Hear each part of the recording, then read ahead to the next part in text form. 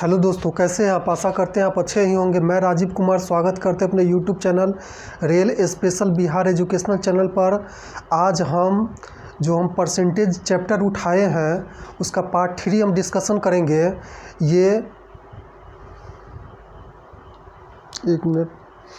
ये NTPC, group D, SSC GD, SSC MTS, जितने भी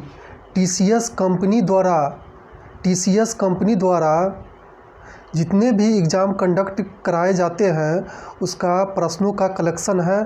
तो आइए हम तीसरा पार्ट देखते हैं। हम इससे पहले 2 पार्ट कर दिए हैं, आप उसका प्लेलिस्ट में जाकर देख सकते हैं। तो चलिए हम थर्ड पार्ट देखते हैं।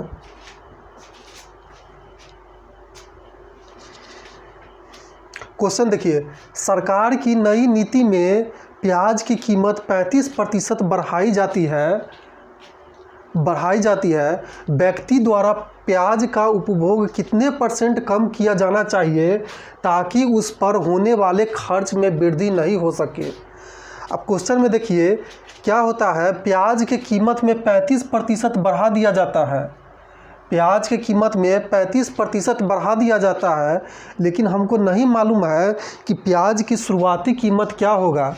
तो हम प्याज की शुरुआती कीमत कुछ भी मान सकते हैं, एक्स भी मान सकते हैं, वाई भी मान सकते हैं, जेड भी मान सकते हैं, लेकिन ऐसा कुछ भी नहीं मानिए जिससे आपका कैलकुलेशन जटिल हो जाए। तो चलिए हम यहाँ पर प्याज की शुरुआती कीमत 100 मानते हैं। प्याज की शुरुआती कीमत 100 मानते हैं। अब क्या होता है, सरकार की नया नीति आता है जिसके कारण प्याज की कीमत 35% बढ़ा दिया जाता है। 35% जब बढ़ा दिया जाता है तो बढ़कर कितना हो जाएगा, 35% बढ़ा दिया जाता है तो बढ़कर कितना हो जाएगा। कोई भी संख्या अपने आप में 100% होता है जब हम उसको किसी संख्या से कंपेयर नहीं करते हैं। इस बात को आप ध्यान में रखिए। हम जो 100 माने हैं ये अपने आप में 100% है। अब इसमें हम 35% बढ़ा देते हैं तो बढ़कर 135% हो जाएगा। तो 100 का 135% क्या होगा, 100 का 100 गुने 135 बटे 100 से 100 कट जाएगा। कितना हो जाएगा, 35% बढ़ने के कारण प्याज की जो कीमत हो जाएगा 135 हो जाएगा। अब देखिए क्वेश्चन में क्या बोल रहा है, इसका उपभोग में कितने क्वेश्चन को बहुत आराम से समझिए। व्यक्ति द्वारा प्याज के उपभोग कितने % कम किया जाना चाहिए ताकि खर्च पर कोई वृद्धि ना हो। अब देखिए प्याज का कीमत हम 100 माने थे, अब इसका कीमत क्या हो जाता है, 135 हो जाता है। अब एक बात देखिए, अब खर्च क्या होता है। अब मान लीजिए कोई दुकान पर जाते हैं, कोई दुकान पर आप जाते हैं, जब मार्केट में आप जाते हैं, अब कोई भी सामान आप खरीदते हैं, जैसे आप 5 किलो चीनी मान लीजिए खरीदे, 5 किलो चीनी खरीदे आप, तो क्या होता है, मान लीजिए आप 5 केजी चीनी खरीदे और 40 रुपये प्रति किलो के हिसाब से हमको चीनी दिया, तो टोटल खर्च कितना हो जाएगा, तो टोटल खर्च 200 हो जाएगा। हम समझाने के लिए आपको हम बता रहे हैं, टोटल खर्चा 200 हो जाएगा। लेकिन यही चीनी के कीमत 40 से 50 कर दिया जाएगा। हमको खर्चा को 200 रुपया रखना है क्योंकि हमारे पास 200 रुपया है। तो हम जो 5 किलोग्राम चीनी ले रहे थे, तो अब हम कितना किलोग्राम चीनी लेंगे। अब स्वाभाविक बात है, हम जो पहले 5 किलोग्राम चीनी ले रहे थे अब इससे हम कम लेंगे। अब 50 में क्या मल्टीप्लाई करेंगे तो 200 आ जाएगा, तो हम 4 किलोग्राम ही चीनी लेंगे। तो क्या होता है, खर्चा को कांस्टेंट रखने के लिए अब यहाँ पर देखिए, खर्चा को कांस्टेंट रखने के लिए अगर उसका प्राइस बढ़ जाता है किसी वस्तु का, तो किलोग्राम में हम कमी कर देते हैं। यही उपभोग है, पहले 5 किलोग्राम का उपभोग कर रहा था, अब उसको 4 किलोग्राम का उपभोग करना पड़ेगा क्योंकि इसका कीमत बढ़ गया चीनी के। अब इसी तरह आप देखिए 100 रुपये की प्याज की कीमत 100 हम माने थे, अब 135 हो गया है। तब क्या होगा, क्या होगा? तो क्या होगा, अब ये खर्चा जो है एक कंप्लीट अगर रेशियो में होगा तो ये इसका जो किलोग्राम है इन्वर्स हो जाएगा। अब 135 किलोग्राम पहले वो खर्च कर रहा होगा, तब वो 100 किलोग्राम खर्च करेगा। अब देख लीजिए, जब एक बहुत आराम से क्वेश्चन समझिएगा, मात्र 10 सेकंड का क्वेश्चन है, बहुत आराम से समझिए। प्याज का 1 किलोग्राम की कीमत 100 रुपया है और एक व्यक्ति 135 किलोग्राम खरीदता है। अब बढ़कर 135 रुपये प्रति किलोग्राम हो गया है, तो वह व्यक्ति को अब 100 किलोग्राम ही खरीदना पड़ेगा। इसका जो रेशियो है आपस में पलट जाएगा, क्योंकि खर्चा को हमको समान रखना है। तो यहाँ पर देख लीजिए 100 रुपये प्रति किलोग्राम है और 135 किलोग्राम पहले हम खरीद रहे थे, तो कितना हो जाएगा? इसको मल्टीप्लाई कर दीजिएगा तो इतना हो जाएगा। अब देखिए, अब हो गया है 135 रुपये प्रति किलोग्राम। अब हमको ये क्या है? ये कीमत है, इसको किसी प्याज की कीमत है। ये क्या है? उपभोग, मतलब कि प्याज जो खरीद रहे हैं उपभोग यानी किलोग्राम है। पहले 135 किलोग्राम खरीद रहे थे, अब हमको 100 किलोग्राम ही खरीदना होगा। क्यों? क्योंकि प्याज की कीमत बढ़ गया है। तब ना यहाँ पर खर्चा दोनों का मल्टीप्लाई कर दीजिए तो दोनों तरफ खर्चा बराबर होगा, दोनों तरफ खर्चा बराबर होगा। तो यही हमको पता करना है कि इसका उपभोग में कितने प्रतिशत की कमी करेंगे। तो पहले उपभोग 135 किलोग्राम के कर रहे थे, आपको इससे मतलब नहीं है, इसको हम समझाने के लिए बता रहे हैं कि दोनों तरफ हमको खर्चा बराबर करना है। पहले हम 135 किलोग्राम का उपभोग कर रहे थे, लेकिन अब जो कीमत बढ़ गया है हमको खर्चा भी हमको बराबर रखना है, क्योंकि हमारे पास उतना पैसा नहीं है। कितना है खर्चा? इकाई, दहाई, सैकड़ा, हज़ार, 10,000, 13,500 रुपया हमारे पास है। तो हमको उपभोग में 135 से अब हमको 100 किलोग्राम ही प्याज मिलेगा। तो हम कितना प्रतिशत की कमी हो रहा है यहाँ पर? क्वेश्चन को आप बहुत आराम से समझिए, कितना की कमी हो रहा है। तो अब देखिए, जब 135 से 100 हो रहा है तो 35 के कमी हो रहा है। तो किससे हो रहा है? 135 से हो रहा है ना, 100 से ना 135 हो रहा है। 135 पहले हम 135 किलोग्राम हम उपभोग कर रहे थे, अब 100 किलोग्राम उपभोग कर रहे हैं, क्योंकि दाम बढ़ गया है। तो 135 को हम नीचे लिख देंगे, क्योंकि 135 से अब 100 किलोग्राम हो रहा है। अब परसेंटेज बदलने के लिए किसी भी भिन्न या फ्रैक्शन में हम 100 से मल्टीप्लाई करते हैं। अब देख लीजिए हमको कितना प्रतिशत की कमी करना होगा किलोग्राम में, यानी उपभोग में। परसेंटेज निकालिए, सॉल्व करिए। 5 से काटेंगे तो यहाँ पर 7 हो जाएगा। अब 5 से काटेंगे तो यहाँ पर हो जाएगा आपका 5 दूना 10, 5 सते 35। अब यहाँ पर सॉल्व कीजिए। एक मिनट रुक जाइए, माइक में कुछ प्रॉब्लम।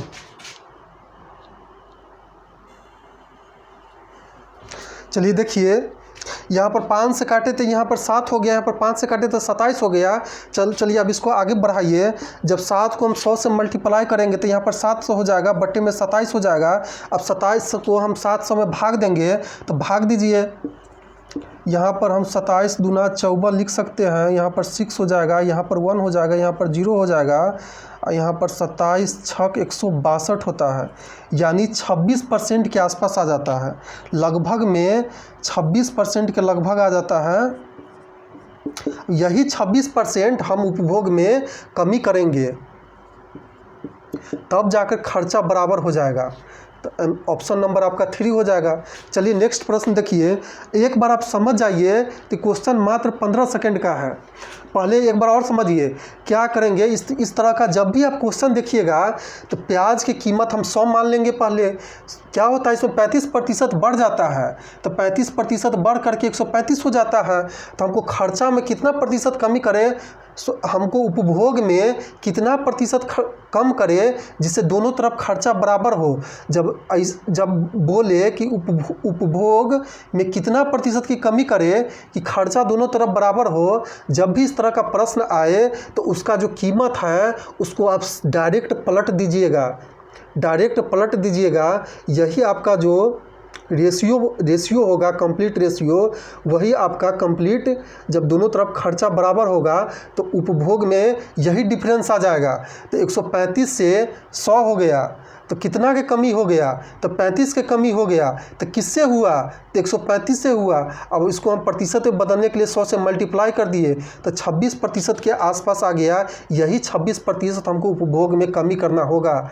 Option number 3। चलिए नेक्स्ट प्रश्न देखते हैं।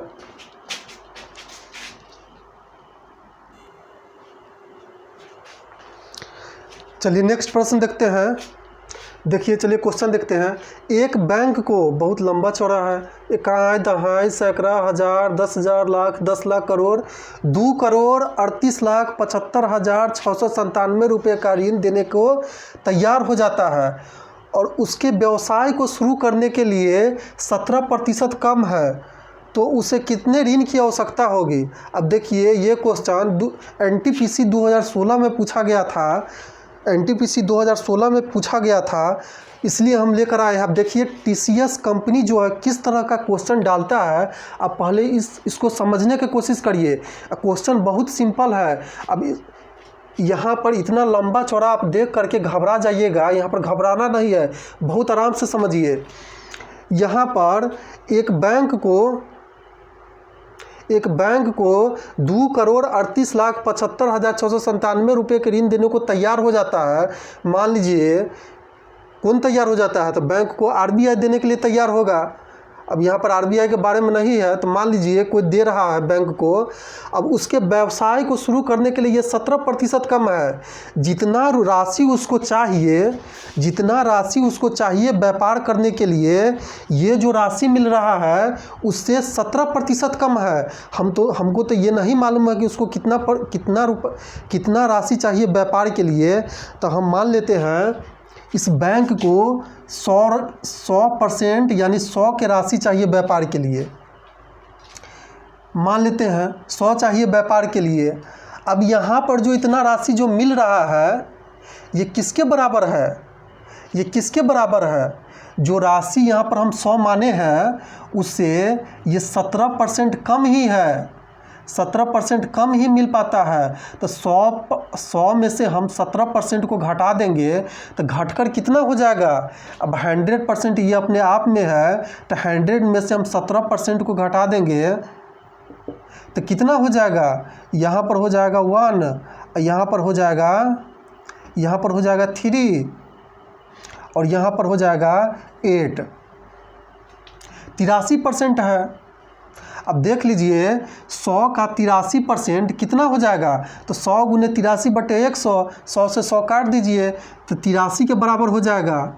अब यहाँ पर जो है ये राशि किसके बराबर है, 83 के बराबर है। क्योंकि इसको जितना व्यापार के लिए जितना इस बैंक को राशि चाहिए उससे 17% कम ही मिला। तो हम टोटल राशि हम 100 माने हैं, उससे 17% अगर कम मिलेगा तो 83 के बराबर मिलेगा।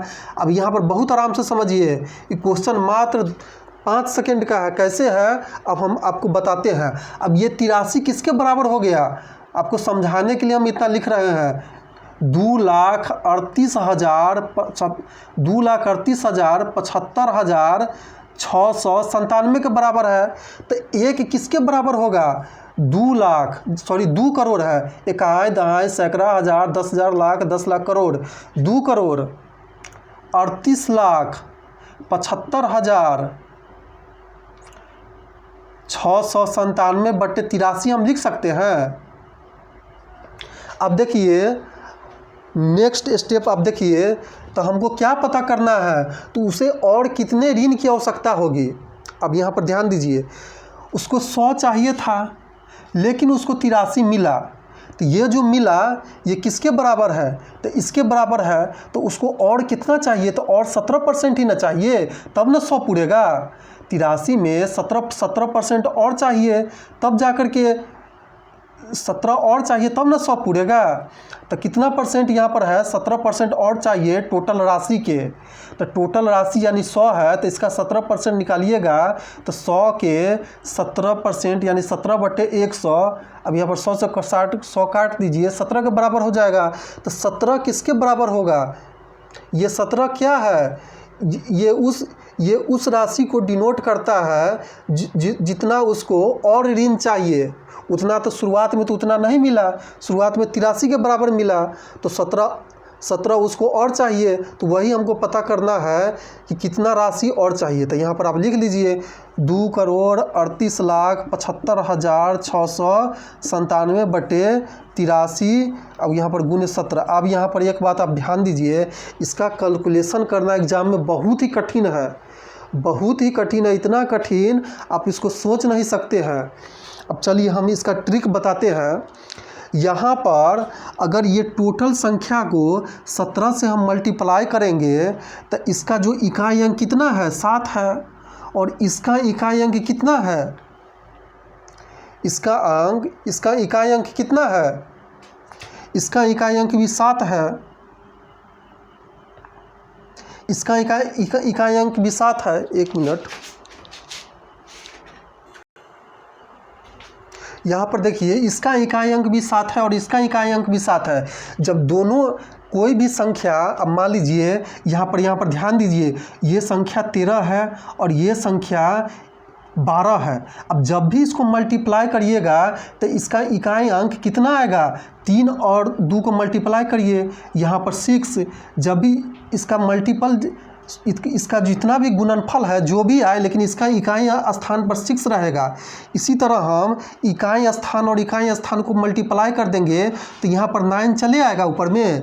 अभी हमको इसको किससे हमको भाग देना है, तो 83 से। आप देख लीजिए 83 के इकाई स्थान पर क्या है, यहाँ पर 3 है, यहाँ पर 3 है। मतलब ये जो टोटल संख्या जब मल्टीप्लाई होकर आएगा, गुना होकर आएगा, अगर उसको हम 83 से भाग देंगे, अगर हम उसको 83 से भाग देंगे, जो भी संख्या मल्टीप्लाई होकर आएगा उसका जो भागफल आएगा,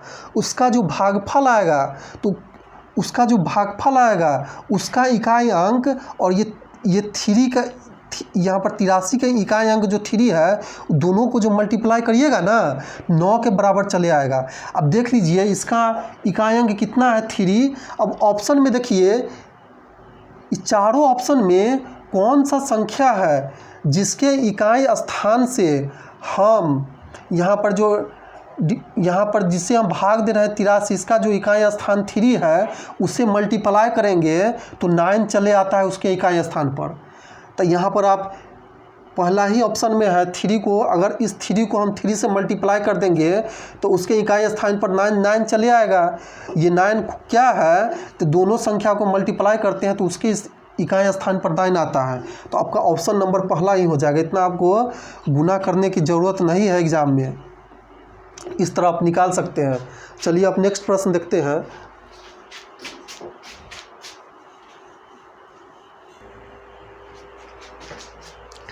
चलिए नेक्स्ट प्रश्न देखते हैं। क्वेश्चन पढ़िए।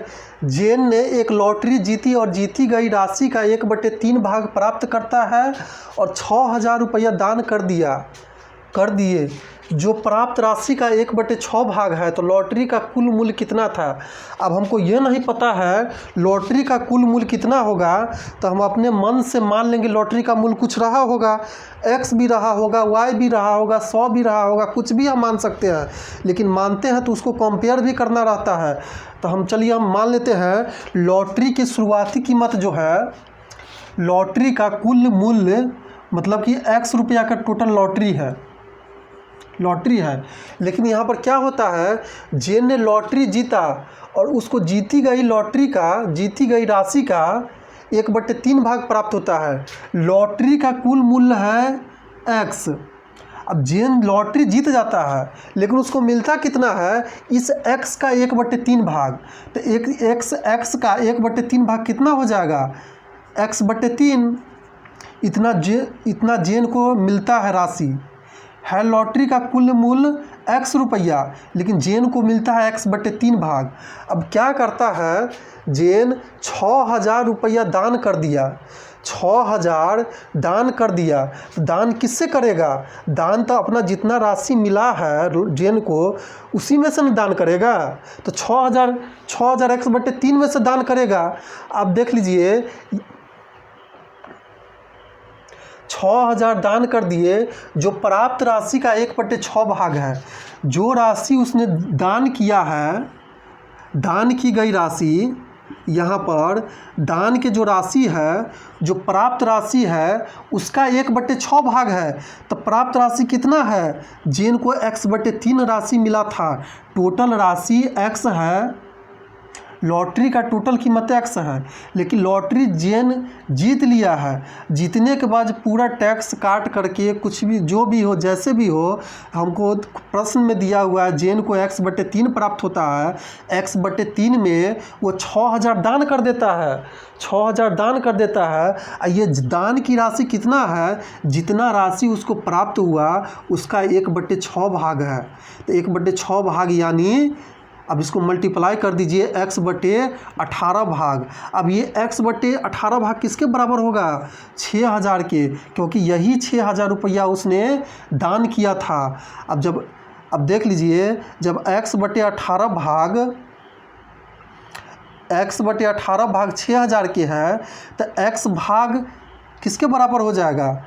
x भाग क्रॉस मल्टीप्लिकेशन कर देंगे, उल्टा गुना हो जाएगा। यहाँ पर 1 छिपा हुआ रहता है, तो 1 को x से मल्टीप्लाई करेंगे तो हम x यहाँ पर लिख देंगे, और 18 को 6,000 से मल्टीप्लाई कर देंगे तो यहाँ पर लिख देंगे। 18 को 6,000 से मल्टीप्लाई करिए, 18×95 18 चौक 108।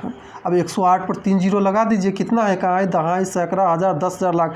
1,08,000 लॉटरी का कुल मूल्य होगा। यानी हम x माने थे, x किसके बराबर आ गया? 1,08,000 के बराबर। अब ऑप्शन में देखिए 1,08,000 कहाँ पर है? Option number 4। ये आपका RRC ग्रुप डी 2018 में पूछा गया था, इसलिए हम लेकर आए हैं।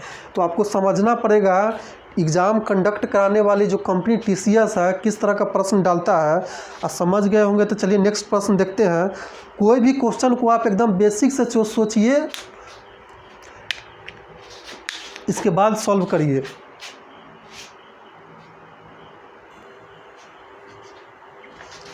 चलिए नेक्स्ट प्रश्न देखते हैं। क्वेश्चन पढ़िए। कर्मचारियों की तीन श्रेणियों 1:2:3 के अनुपात में मजदूरी मिलती है। यदि उन्हें क्रमशः 5%, 10% और 15% की वृद्धि मिलती है तो उन्हें मिलने वाली मजदूरी का नया अनुपात। अब देख लीजिए, कोई कर्मचारी के 3 श्रेणी है और उसका जो मजदूरी मिलता है, कोई 3 टाइप के कर्मचारी, मान ले ABC कोई कर्मचारी है, ABC कोई कर्मचारी है, और इसका पुराना जो रेशियो दिया हुआ है मिलने वाले मजदूरी के कितना है? कितना है? 1:2:3। अब देख लीजिए आगे क्वेश्चन में क्या बोल रहा है? मिलती है। अब क्या होता है कि उसमें क्रमशः 5%, 10% और 15% की वृद्धि मिलती है। तो नया मजदूरी का अनुपात क्या होगा ये तीनों कर्मचारी का? तो नया मजदूरी आप निकाल लीजिए। अब यहाँ पर देखिए, इसका पहले जो मजदूरी का रेशियो था 1 था, इसका जो पहले मजदूरी का रेशियो था 1 था, लेकिन अब क्या हो रहा है? अब 5% वृद्धि हो रहा है। तो वृद्धि होकर कितना हो जाएगा? 105%। जब पहले था तो अकेले था, इसको किसी से कंपेयर अगर नहीं करिए तो ये अपने आप में 100% है। एक समान रेशियो में ये भी अपने आप में 100% है, ये भी अपने आप में 100% है, और ये भी अपने आप में 100% है। अब एक बात आराम से समझिए। मान लीजिए आप एक सिंगर हैं, आप बहुत अच्छा गाना गाते हैं और गला फाड़ के आप गाना गाते हैं और आसपास के पूरा माहौल को आप जगा देते हैं। तब क्या होता है? आप अपने आप में एक अच्छा गायक हो सकते हैं। हम मानते हैं आपको लगता होगा कि हम अपने आप में एक अच्छा गायक है, तो हो भी सकते हैं आप अच्छा गायक, हम मानते हैं। अगर किसी से कंपेयर नहीं करेंगे तो आप अपने आप में 100% सही होंगे, आप अपने आप में 100% परफेक्ट होंगे। लेकिन अगर आपका तुलना सोनू निगम से कर दे तो क्या होगा? सोनू निगम से अगर हम आपका तुलना कर देंगे तो सोनू निगम को 100% मानते हुए आप कोई श्रोता क्या करेगा, आप तो गाना गा रहे हैं, आपको थोड़ी पता चलेगा कि हम अच्छा गाते हैं कि खराब गाते हैं, कोई सुनकर ही नहीं बताएगा, कोई श्रोता ही बताएगा। तो सोनू निगम से अगर आपको हम कंपेयर कर देंगे तो सोनू निगम को 100% मानते हुए श्रोता बताएगा आप उसके कितने परसेंट में है। आप उसके 1% में है, आप उसके 2% में है, आप उसके 3% में है। लेकिन आप सोनू निगम से भी अगर अच्छा गाना गा देते हैं तो श्रोता क्या बोलेगा कि आप सोनू निगम से 10% अच्छा गाते हैं। आप सोनू निगम से 10% अच्छा गाते हैं, आप सोनू निगम से 20% अच्छा गाते हैं। इसका मतलब क्या होगा, सोनू निगम अभी अपने आप में अगर 100% है तो आपका गाने का जो कैपेसिटी है, कोई श्रोता बोलेगा सोनू निगम से आप 10% अच्छा गाते हैं, मतलब सोनू निगम अगर 100% है अपने आप में तो हम हो जाएंगे वहाँ पर 110%।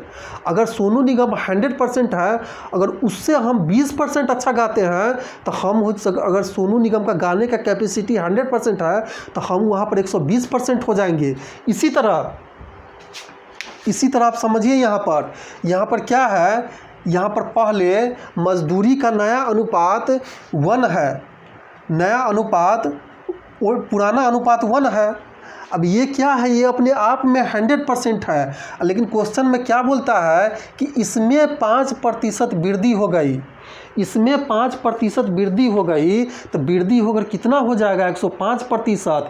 तो 1 के 105% कितना हो जाएगा, 1 गुने 105/100। इस बात को आप आराम से समझिए, मात्र 5 सेकेंड का क्वेश्चन, 10 सेकेंड का क्वेश्चन है, लेकिन आप एक बार समझ जाइएगा तब आपका 10 सेकेंड में बन पाएगा। नहीं तो स्टूडेंट ये नहीं समझ पाता है 5% जुड़ता है तो क्यों जुड़ता है और घटता है तो क्यों घटता है। तब इस बात को आप समझिए। अब आगे देखिए बी के बारे में, उसमें क्या होता है, उसके मजदूरी में 10% की वृद्धि होता है। तो ये अपने आप में अभी 100% है, जब इसमें 10% की वृद्धि होगा तो बढ़कर 110 हो जाएगा, तो 2 का 110/100 हो जाएगा। अब यहाँ पर देखिए सेम टू सेम यहाँ पर भी ये भी अपने आप में 100% कंप्लीट है। अगर इसी का पुराना रेशियो को नया रेशियो को पुराना रेशियो से अगर कंपेयर करेंगे तो ये भी अपने आप में 100% है। तो अब इसमें क्या होता है, इसमें 15% की वृद्धि हो जाता है। तो जब 15% की वृद्धि होगा तो बढ़कर कितना हो जाएगा, बढ़कर 115% हो जाएगा। तो 3 का 115% कितना हो जाएगा, 3 गुने 115/100। अब सॉल्व कर लीजिए, यहाँ पर कंप्लीट रेशियो में है, इस 100 से 100 को काट देंगे, पूरा 100 को हटा देंगे। अब यहाँ पर काटिए, यहाँ पर अगर हम 5 से काटेंगे तो यहाँ पर 21 हो जाएगा, 5 से काटेंगे तो यहाँ पर 22 हो जाएगा, अब 5 से काटेंगे तो यहाँ पर 23 हो जाएगा, 23 हो जाएगा। अब यहाँ पर मल्टीप्लाई करिए, यहाँ पर 21 को अगर 1 से मल्टीप्लाई करेंगे तो यहाँ पर 21 हो जाएगा। अब 22 को 2 से मल्टीप्लाई करेंगे तो 44 हो जाएगा। अब 23 को 3 से मल्टीप्लाई करेंगे तो यहाँ पर 69 हो जाएगा। अब यही नया कंप्लीट मजदूरी का, तीनों के मजदूरी का नया अनुपात आया है, यही आपका आंसर हो जाएगा। चलिए मिलाइए, ऑप्शन नंबर फर्स्ट आपका सही है। तो चलिए नेक्स्ट प्रश्न देखते हैं। कोई भी क्वेश्चन को आप बहुत आराम से समझिए, एक बार समझ जाइएगा तो आपको बनाने में 10 सेकंड से ज़्यादा समय नहीं लगेगा, इसके लिए आपको समझना होगा।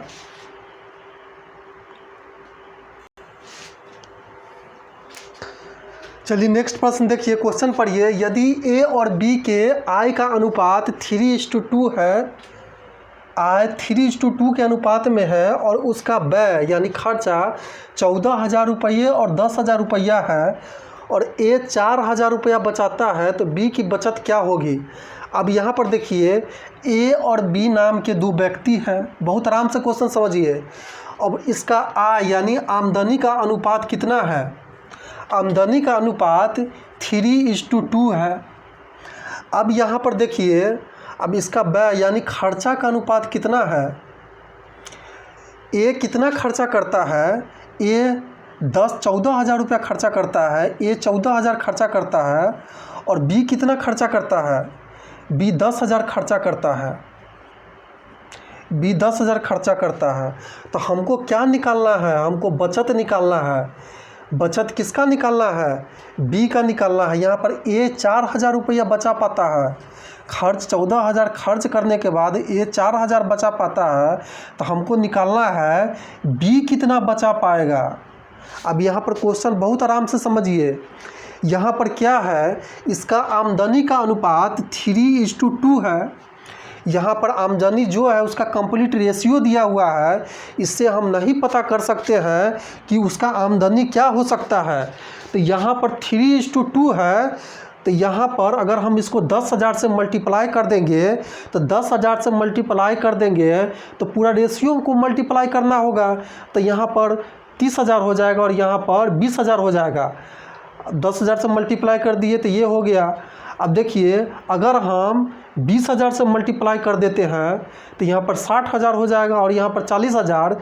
तो हम क्या करेंगे, ये कंप्लीट रेशियो है, इससे हम नहीं पता कर सकते हैं कि इसका आमदनी क्या है। तो हमको पहले इसका कंप्लीट रेशियो को इसका कंप्लीट आय में बदलने के लिए हमको एक पार्टिकुलर संख्या से मान करके इसको मल्टीप्लाई करना होगा। क्योंकि जब भी कोई संख्या को कंप्लीट रेशियो लिखते हैं तो इसको आपस में काट करके लिखते हैं। मान लीजिए ये कोई संख्या x और y है। क्वेश्चन को बहुत आराम से समझिए। इसका हमको कंप्लीट रेशियो में निकालना होगा तो इसको काट देंगे 2 से, तो यहाँ पर 3 हो जाएगा। इसको काट देंगे तो यहाँ पर 2 हो जाएगा। 3:2 कंप्लीट रेशियो में आ जाएगा। लेकिन इस कंप्लीट रेशियो को देखकर हम थोड़ी पता नहीं हम कर सकते हैं कि संख्या क्या रहा होगा। इस कंप्लीट रेशियो को देखकर हम नहीं पता कर सकते हैं वो संख्या क्या रहा होगा, क्योंकि यहाँ पर 3:2 है। अगर इसको 2 से मल्टीप्लाई कर देंगे तो यहाँ पर 6 चले आएगा और इसको 2 से मल्टीप्लाई कर देंगे तो यहाँ पर 4 चले आएगा। अगर इसको 5 से मल्टीप्लाई कर देंगे तो यहाँ पर 15 आ जाएगा और यहाँ पर 10 आ जाएगा। तो इससे हम नहीं पता कर सकते हैं कि ये संख्या क्या रहा होगा। इसलिए हमको कोई संख्या के बराबर लाने के लिए इस कंप्लीट रेशियो में एक पार्टिकुलर संख्या हम x मानते हैं, उसे हम मल्टीप्लाई कर देते हैं। मान लेते हैं ये संख्या, क्वेश्चन को बहुत आराम से समझिए। ये संख्या a 3x रहा होगा और b 2x रहा होगा। अब देख लीजिए a का i कितना है, 3x है। क्वेश्चन को बहुत आराम से समझिए। खर्च कितना कर देता है, आमदनी में से खर्च 14,000 वो खर्च कर देता है। तो बचत कितना हो जाएगा, बचत दिया हुआ है 4,000 के बराबर। जब अब इसको सॉल्व करिए तो 3x किसके बराबर हो जाएगा, इस 4,000 में इधर प्लस, ये इधर माइनस है तो उधर लेकर हम जाएंगे बराबर के राइट हैंड साइड, तो यहाँ पर प्लस हो जाएगा। तो यहाँ पर 14,000 लिख दीजिए। दोनों का योग 18,000 आ जाता है, 18,000 आ जाता है। अब x का मान कितना हो जाएगा, 18,000/3। इसको सॉल्व करिएगा तो 6,000 आ जाएगा। x का मान हमारा 6,000 आ गया। अब देख लीजिए, अब इसको मल्टीप्लाई कर दीजिए। यहाँ पर जो रेशियो जो है इसमें इसका b का आमदनी कितना है, 2x है और यहाँ पर a का आमदनी 3x। तो हमको a से मतलब नहीं है। तो यहाँ पर b का टोटल आमदनी कितना हो जाएगा, 2 गुने यहाँ पर x का मान कितना आया है, 6,000।